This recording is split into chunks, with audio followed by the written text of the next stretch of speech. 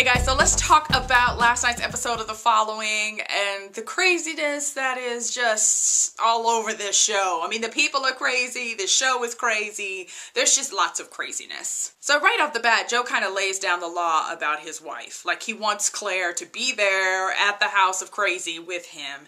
So he pretty much tells Roderick, like, you need to go and you need to get him. I mean, he might as well have just said, don't come back without her. So Roderick goes off with these other two followers who, it turns out, are militia, like they're brothers and they grew up in the militia, so they're very handy with guns.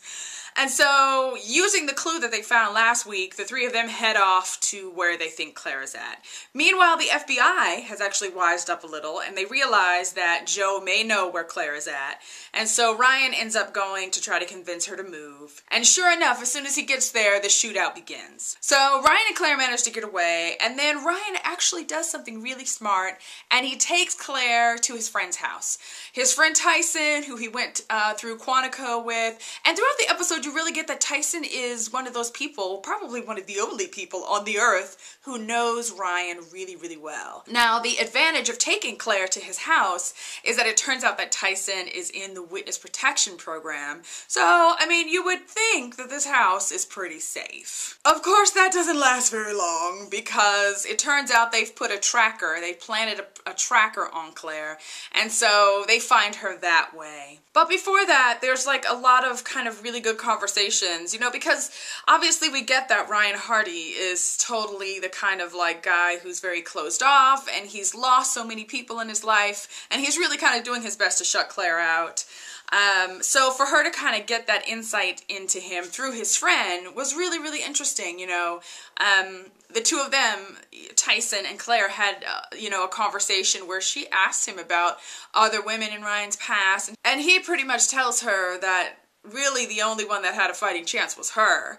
And that there had been lots of other women, but, you know, Ryan doesn't ever let it get serious because that's Ryan, because he thinks he's got the death curse around him. Basically, anyone he cares about is gonna die. Now, back at the house of complete craziness, you know, Jacob's there. Woohoo, very excited about that at the end of last week. And so Emma is doing her best to do the whole, I'm so sorry, let me explain. Really, Emma? Really? Like, how are you gonna explain that one away? But she does her best, you know, and you know, at first Jacob doesn't want to hear it, but then Joe comes to him like he's kind of the eternal matchmaker because obviously the two of them are together because of Joe. But then at the same time, you totally get that Joe is trying to cover his ass basically because obviously he slept with Emma and so he's trying to be done with that because Claire's coming and he's going to have his whole like fantasy family back. And so he wants her to be happy with Jacob so that she'll make sure to leave him alone. And I don't think that's going to happen. I really think that she's gonna be a problem for him. So Jacob does talk to her. Now, meanwhile, you know, let's take a moment though, because Jacob is having all of these like visions of Paul.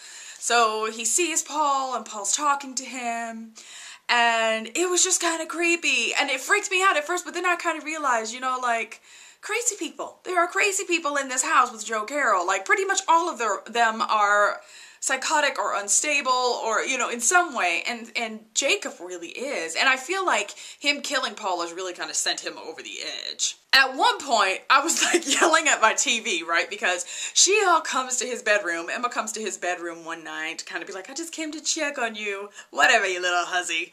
And so she comes in and, you know, there's kissing and all of a sudden shirts come off and I'm just like yelling at the screen like, don't you sleep with her? Like, I'm so mad at her. And sure enough, you know, kiss, kiss, and he looks up and there's Paul standing over the bed, right? So Jacob excuses himself, goes to the bathroom, and then has a conversation with Paul, who's not there. And basically Paul's telling him, you need to kill her, you need to kill her, she killed me, she's the reason I died, you need to kill her.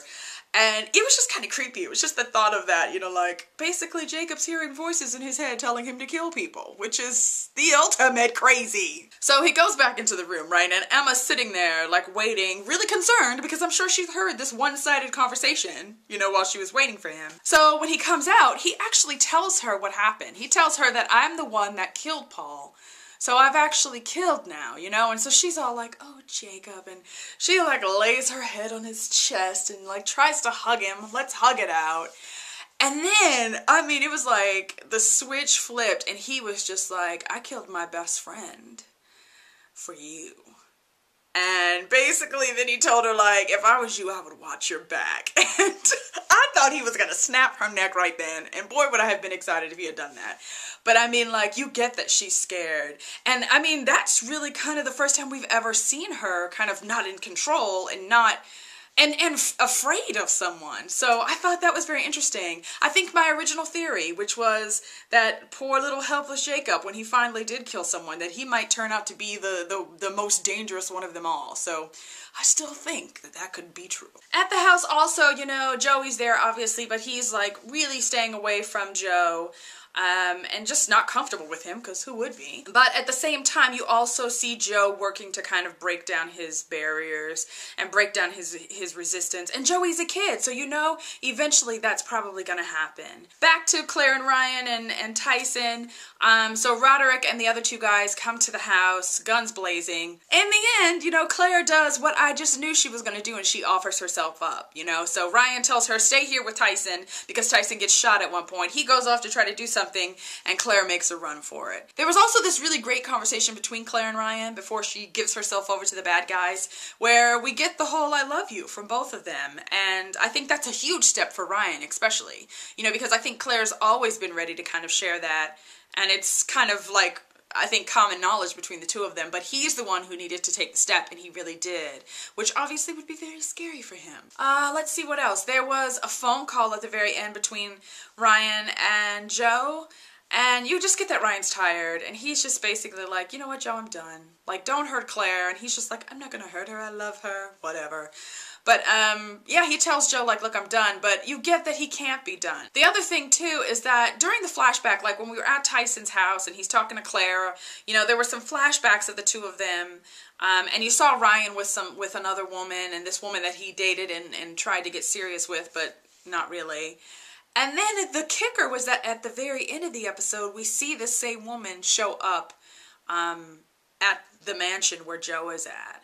And so that just makes me think right off the bat that she all along was a plant. That all along she was working with Joe, and that, you know, she was with Ryan, but, you know, I think that she probably gave Joe a lot of insight into what's going on with Ryan. And so, yeah, I thought it was a good episode. I think I was not surprised that Claire ended up with them in the end. Like, I felt like the story was moving in that direction anyway, like she was going to do that, and part of me knew if she got the chance, she probably would turn herself in again just because she wants to go find her son. So I wasn't surprised by that. So I like the fact that, you know, from beginning to end, the following is playing, you know, week after week without any breaks. So thank you, Fox. Thumbs up for that.